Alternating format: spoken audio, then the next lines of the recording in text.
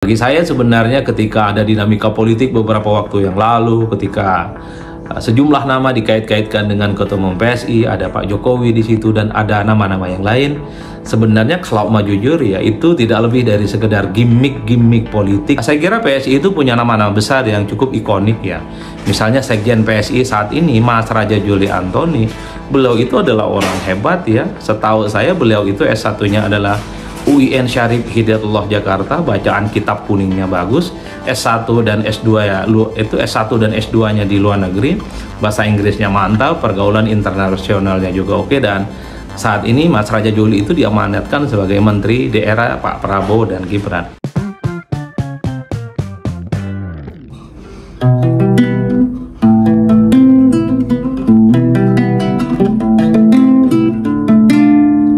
Bismillahirrahmanirrahim. Assalamualaikum warahmatullahi wabarakatuh.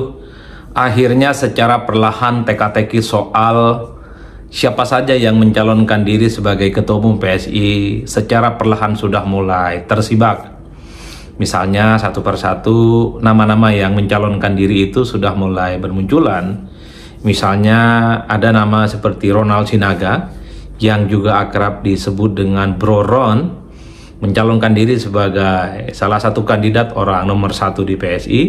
Dan tak lama setelah itu kita juga mendengarkan bagaimana Kaisang Pangarep yang saat ini Ketua Umum PSI mencalonkan kembali untuk yang kedua kalinya sebagai Ketua Umum, tentu saja yang bertekad untuk lolos ke parlemen nantinya di 2029. Jadi bagi saya pembicaraan soal PSI itu pastilah akan selalu menarik karena menyangkut beberapa hal ya. Pertama, pernyataan Kaisang yang mencalonkan diri sebagai Ketua Umum PSI untuk yang kedua kalinya, saya kira ini mengkonfirmasi bahwa Pak Jokowi yang sejak lama dikait-kaitkan dengan PSI itu bisa dipastikan tidak akan mencalonkan diri sebagai Ketua Umum PSI.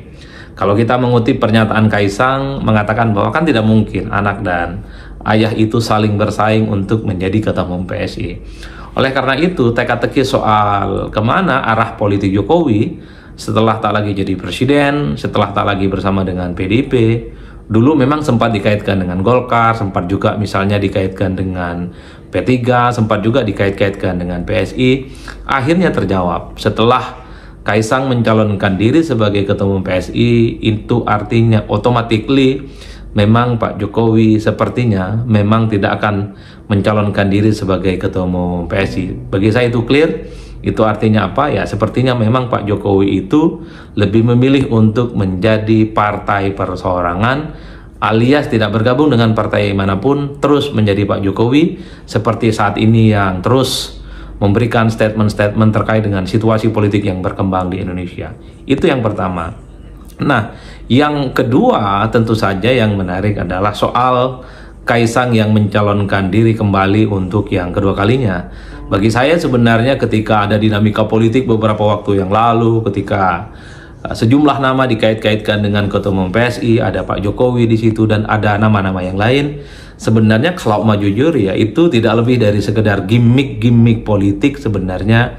Karena kalau dilihat gestur dan gelagat politiknya, memang Ketua Umum PSI untuk yang kesekian kalinya memang terkesan hanya untuk Kaisang Pangarep ya, Ketua Umum Petahana, karena memang ya saya kira memang sejak awal bahwa ada gerak-gerik dari PSI untuk mempertahankan Kaisang sebagai Ketua Umum mereka, karena Kaisang itu dianggap sebagai replika, karena Kaisang itu dianggap sebagai duplikatnya Pak Jokowi, yang saya kira memang sejak lama antara Jokowi dan PSI itu sangat identik dan bahkan bisa disebut sebagai satu kesatuan dalam kepentingan politik yang sama. Bahkan kalau mau jujur sebenarnya ketika Kaisang ini gestur tubuhnya memang cukup diminati oleh PSI untuk menjadi Ketua Umum untuk yang kesekian kalinya, ini kan menegaskan bahwa sebenarnya ini sebagai upaya dari PSI untuk terus mengajak Pak Jokowi, konstituen Jokowi, loyalis Pak Jokowi untuk terus bersama dengan PSI, dan keduanya ini tentu saja saling menguntungkan dan saling membutuhkan sama yang lainnya. Itu menurut saya poin yang kedua ya. Nah yang ketiga ini ketika Pak Jokowi misalnya menolak ajakan soal dikait-kaitkan dengan P3, kata Pak Jokowi saya di PSI aja. tentu ketika Jokowi itu bicara dan menyatakan di PSI saja, tentu tidak secara eksplisit harus ditafsirkan bahwa Pak Jokowi itu harus menjadi ketua umum PSI. Ternyata ketika Jokowi mengatakan di PSI saja, ini kan sebenarnya menegaskan bahwa sikap politik, gestur tubuh, statement-statement, dan arah politik Jokowi itu hanya dengan PSI, bukan dengan P3, apalagi dengan partai yang lainnya. Karena kalau mau jujur sebenarnya, saya ingin mengulang kembali bahwa partai politik yang paling identik, partai politik yang merasa seideologi sebenarnya dengan Jokowi, the one and only, tak ada yang lain, hanyalah PSI. Dan bahkan kita tahu basis konstituen, elit-elit PSI itu memang sejak lama menjadikan Jokowi sebagai imam besar mereka lah, kira-kira begitu ya. Kalau tidak mau disebut sebagai imam besar politik mereka, ya sebut saja sebagai ideologi politik mereka yang memang terus diaksentuasi oleh PSI. Bagaimana PSI itu adalah partai politik yang paling Jokowi dibandingkan dengan yang lain. Oleh karena itu, pernyataan Jokowi yang mengatakan bahwa Jokowi itu di PSI saja ketimbang dengan partai yang lain, ya secara substansi sebenarnya Jokowi ingin kasih pesan bahwa warna politik Jokowi itu ada di PSI, tentu dengan cara Kaisang misalnya dicalonkan kembali untuk menjadi ketua umum PSI. Nah, yang keempat, kalau kita mau jujur ya, sekalipun sudah bermunculan nama lain di luar Kaisang, ya Ronald Sinaga atau Bro Ron, ya saya kira publik sudah tahu kok siapa pemenangnya. Ini sebenarnya kalau mau disebut ya sebenarnya pertandingan untuk menjadi ketua umum PSI itu sudah selesai, game over.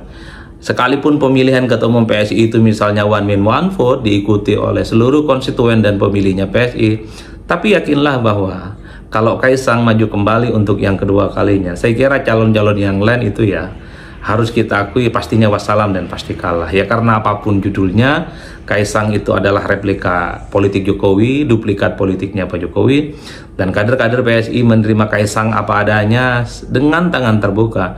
Ya tentu memang tidak terlepas karena Kaisang itu dianggap sebagai salah satu titisan politik Jokowi di PSI, selain Gibran tentu saja yang saat ini sebagai Wakil Presiden Republik Indonesia yang mendampingi Prabowo Subianto.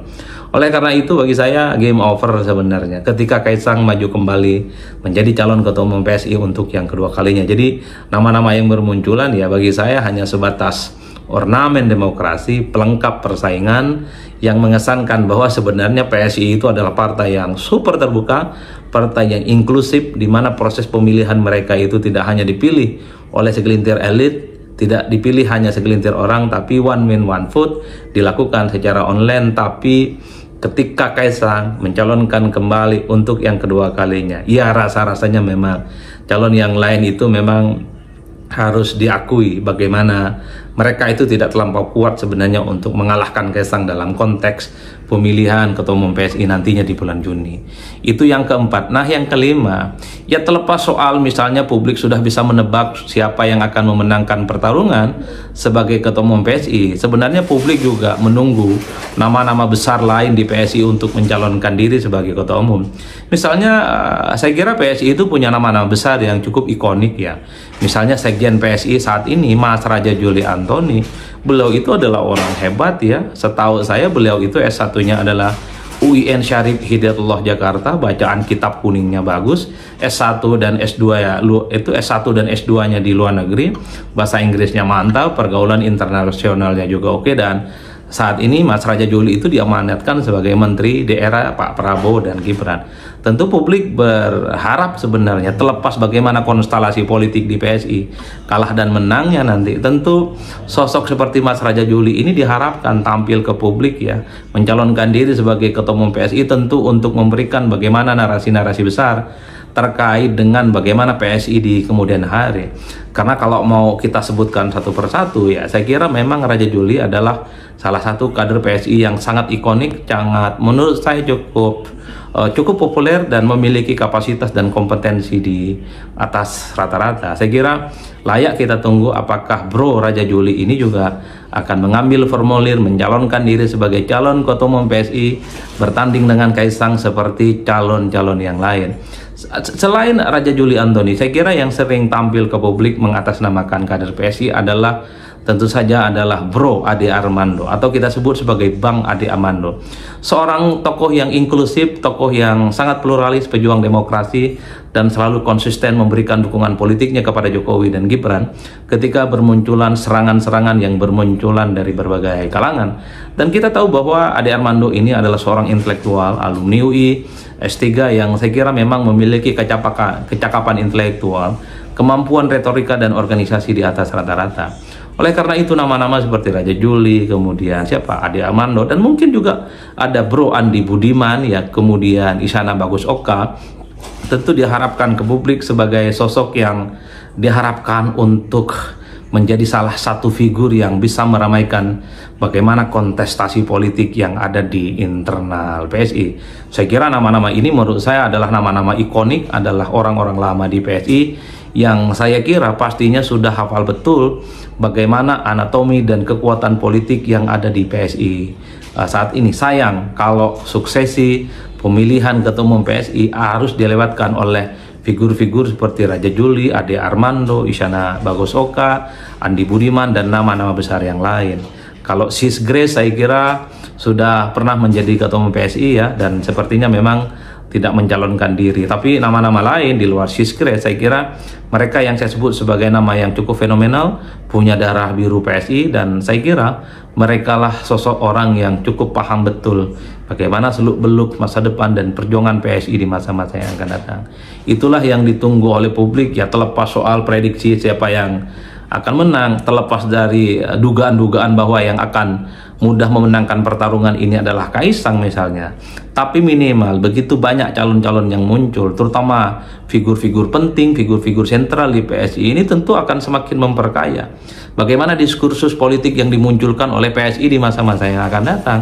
Karena saya kira orang-orang yang sudah saya sebutkan tadi itu, ya, Bang Raja Juli, kemudian Ade Armando, Isyana Bagus Oka, kemudian Andi Budiman, ya, saya kira mereka itu adalah orang-orang yang hebat, punya narasi-narasi besar terkait dengan bagaimana membangun Indonesia di masa-masa yang akan datang. Kita tunggu apakah akan ada nama-nama lain di luar Kaisang, ya, di luar Bro Ron, ya, Ronald Sinaga, untuk mencalonkan diri sebagai calon ketua umum PSI. Nah, yang terakhir bagi saya menarik adalah ketika Kaisang berkomitmen akan membawa PSI lolos ke parlemen, ya, di 2029. Saya kira ini adalah satu komitmen dan tekad yang tidak main-main, mengingat pertama ambang batas parlemen itu tidak lagi 4%, tapi di bawah itu bisa 3%, bisa 0,5%, atau bisa di bawah 3%. Sangat tergantung bagaimana kesepakatan politik nantinya antara DPR dengan pemerintah dalam memutuskan berapa persen kira-kira ambang batas parlemen.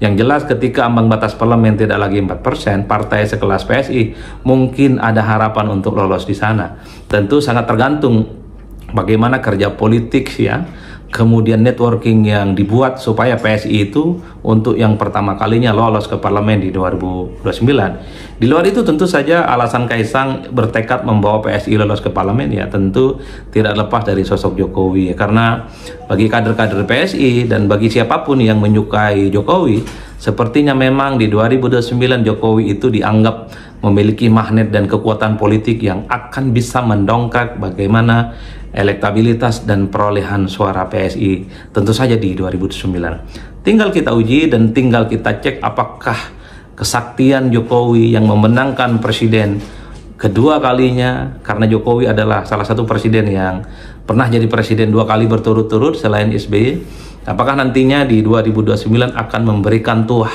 akan memberikan berkah yang sangat signifikan kepada PSI, terutama untuk meloloskan partai ini yang pertama kalinya di Pileg 2029.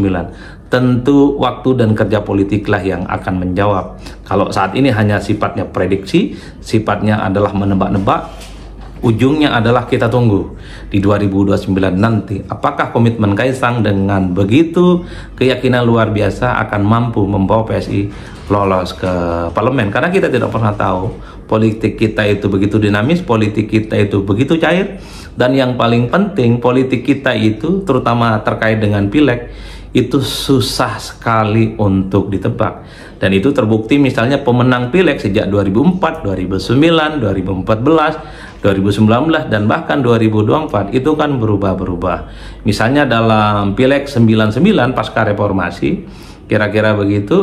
Dan kita menyaksikan bagaimana partai politik tertentu menang. Di 2004 siapa pemenangnya, di 2009 siapa pemenangnya, itu silih berganti.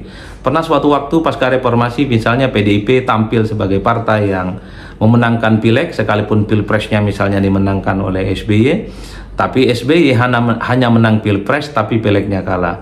Kemudian 2009-2014 misalnya SBY menang sebagai presiden dan juga sekaligus mengantarkan Demokrat sebagai partai pemenang pileg dan seterusnya dan seterusnya.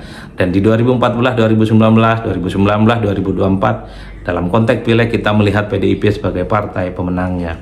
Nah, oleh karena itu, karena iman politik kita, pemilihnya itu seringkali suka berubah, bukan tidak mungkin di tengah keterbukaan politik yang serba terbuka, partai-partai yang tidak pernah lolos ke parlemen seperti PSI, seperti P3, seperti Perindo, seperti Hanura, dengan kerja-kerja yang terukur, mungkin mereka juga punya kesempatan untuk lolos ke parlemen.